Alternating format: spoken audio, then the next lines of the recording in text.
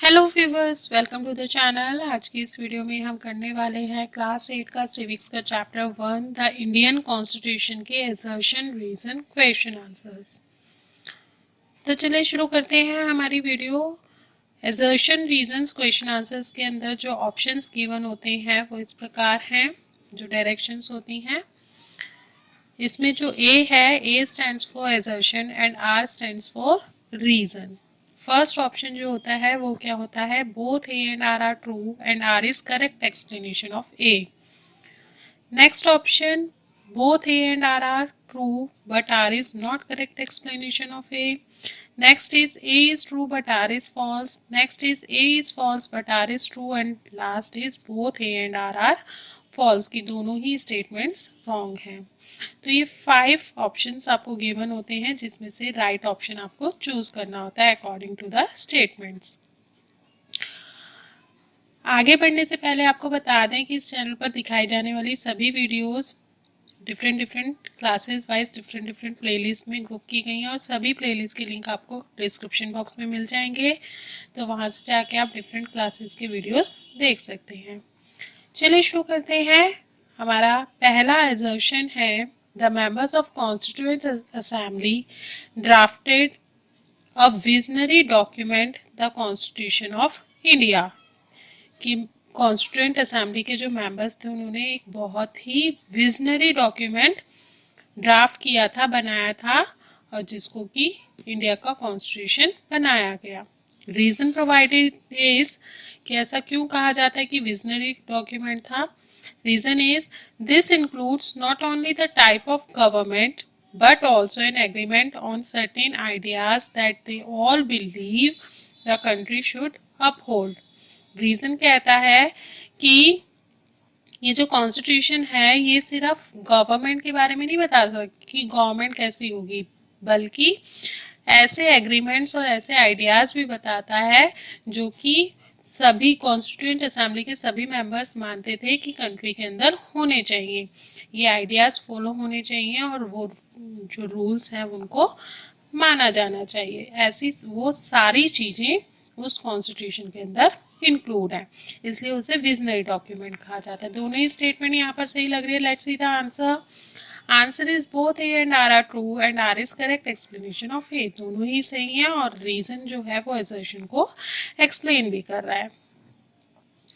Next assertion is in democracy people choose their leaders so that they can exercise power responsibly on their behalf. Assertion कहता है कि democracy के अंदर लोग जो हैं वो अपने लीडर को चूज करते हैं ताकि उनकी जगह पर वो जो चुने हुए लीडर्स हैं वो रिस्पॉन्सिबल होकर पावर को एक्सरसाइज कर सके, पावर को चला सके और गवर्नमेंट को चला सके पावर को हाथ में लेकर।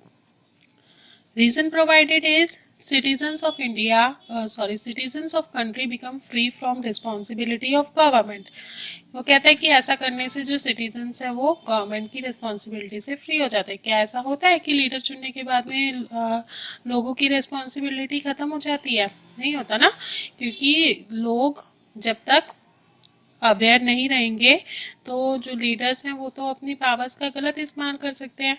तो लोगों को अवेयर होना पड़ेगा ना, तो उनकी रिस्पॉन्सिबिलिटी तो खत्म नहीं हुई। Let's see the answer. Answer is A is true but R is false की असर्शन जो है वो सही है और रीजन जो प्रोवाइडेड है वो गलत है। It is not possible of all citizens of a country to participate in government. भाई सभी लोग तो पार्टिसिपेट नहीं कर सकते ना गवर्नमेंट के काम में, बाकी काम भी होते हैं और भी बहुत सारे काम है। तो डिफरेंट जो सिटीजन है वो डिफरेंट वर्क में एम्प्लॉयड होते हैं। So they elect their representatives through elections, और इसीलिए वो लोग क्या करते हैं कि वो इलेक्शंस के थ्रू अपने रिप्रेजेंटेटिव्स को इलेक्ट कर लेते हैं और वो जो रिप्रेजेंटेटिव्स होते हैं वो उनके बिहाफ पर गवर्नमेंट रन करते हैं और इश्यूज को सॉल्व करते हैं। जो पब्लिक के बीच में जो इश्यूज होते हैं या पब्लिक के फेवर में जो रूल्स और रेगुलेशंस आने चाहिए, लॉज बनने चाहिए, वो बनाते हैं। तो यहाँ पर असर्शन ठीक है और रीजन प्रोवाइडेड जो है वो गलत है। Next assertion is every society is prone to tyranny of majority. ऐसा कहा जाता है कि हर एक सोसाइटी के अंदर जो मेजोरिटी होती है उसकी एक टायरनी होती है। मेजोरिटी की अपनी पावर हो जाती है ना, तो वो अपनी मन मर्जी चलाती है, चाहे वो गेम हो, चाहे वो पॉलिटिकल सिस्टम हो, कहीं पे भी देख सकते हैं हम। बच्चों के ग्रुप में भी जो जिस डिसीजन के लिए मेजोरिटी होती है तो वही डिसीजन फॉलो किया जाता है ना। तो मेजोरिटी की टायरनी हमेशा बनी रहती है। Reason provided is in democracy constitution ensures that minority are not excluded from anything that is routinely available to the majority। Reason कहता है कि डेमोक्रेसी के अंदर क्या है कि कॉन्स्टिट्यूशन इंश्योर करता है कि जो माइनॉरिटी ग्रुप है वो किसी भी चीज से वंचित ना रह जाए। जो कि मेजॉरिटी ग्रुप को जो अवेलेबल है वो सारी चीजें माइनॉरिटी ग्रुप को भी अवेलेबल होनी चाहिए। ये श्योरिटी जो है वो कॉन्स्टिट्यूशन प्रोवाइड कराता है। ऐसे रूल्स कॉन्स्टिट्यूशन में है जो कि ये इंश्योर करते हैं कि माइनॉरिटी ग्रुप किसी तरह से किसी चीज से वंचित ना रह जाए। तो दोनों ही स्टेटमेंट अपनी अपनी जगह पे सही हैं, लेकिन एक्सप्लेन नहीं कर रही हैं एक दूसरे को। Let's see the answer.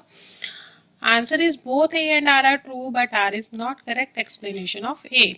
दोनों स्टेटमेंट तो ठीक है, लेकिन जो रीजन प्रोवाइडेड है वो असर्शन को एक्सप्लेन नहीं कर रहा है। एक्सप्लेनेशन क्या होना चाहिए? Majority provide strength. सिंपल सी बात है कि जो भाई मेजॉरिटी है उसकी टायरनी क्यों चलती है? क्योंकि उसको स्ट्रेंथ मिल जाती है, मेजॉरिटी से स्ट्रेंथ मिल जाती है। इसकी वजह से मेजॉरिटी जो है वो अपनी मनमानी कर पाता है। यहाँ पर दोनों स्टेटमेंट ठीक है, assertion और रीजन, बट एक्सप्लेन नहीं कर रहा है रीजन assertion को। Next assertion is Indian Constitution ensures the balance of power between the three organs of the government। ऐसा कहा जाता है कि इंडियन कॉन्स्टिट्यूशन जो है वो बैलेंस बना के रखता है three organs of government. Government के थ्री ऑर्गन्स हैं, legislature, execution executive and judiciary. ये तीन ऑर्गन्स हैं और इन तीनों ऑर्गन्स के बीच में जो पावर है, सबकी अलग अलग पावर है, तो उन तीनों की पावर में बैलेंस है, assertion कहता है। Reason provided is constitution provides different powers to different organs.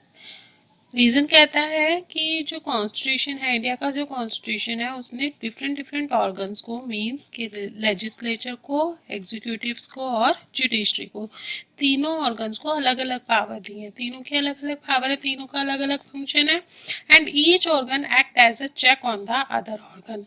लेकिन कॉन्स्टिट्यूशन को इस तरह से डिजाइन किया गया है कि तीनों ही जो ऑर्गन्स हैं वो एक इस तरह से एक्ट करते हैं कि एक दूसरे की पावर को चेक कर सकें। ऐसा ना हो कि कोई एक पर्टिकुलर ऑर्गन मिसयूज कर सके अपनी पावर्स का, ऐसा नहीं होता। तीनों ही ऑर्गन्स एक दूसरे की पावर को चेक कर सकते हैं। दोनों ही सही लग रहे हैं। Let's see the answer. Both A and R are true and R is correct explanation of A. दोनों ही स्टेटमेंट ठीक है और reason provided also explains the assertion। That is all for today. I hope आपको video पसंद आई होगी। अगर आपको वीडियो पसंद आई हो तो प्लीज़ लाइक बटन को प्रेस कर दीजिए, फ्रेंड्स के साथ में, रिलेटिव्स के साथ में ज़्यादा से ज़्यादा शेयर कर लीजिए। चैनल पर पहली बार आए हैं तो चैनल को सब्सक्राइब कर लीजिए, साथ ही बेल आइकॉन प्रेस कर लीजिए ताकि आपको नई नई वीडियोज़ के नोटिफिकेशन मिलते रहें। फिर मिलेंगे एक नई वीडियो में एक नए चैप्टर के साथ। तब तक के लिए बाय बाय।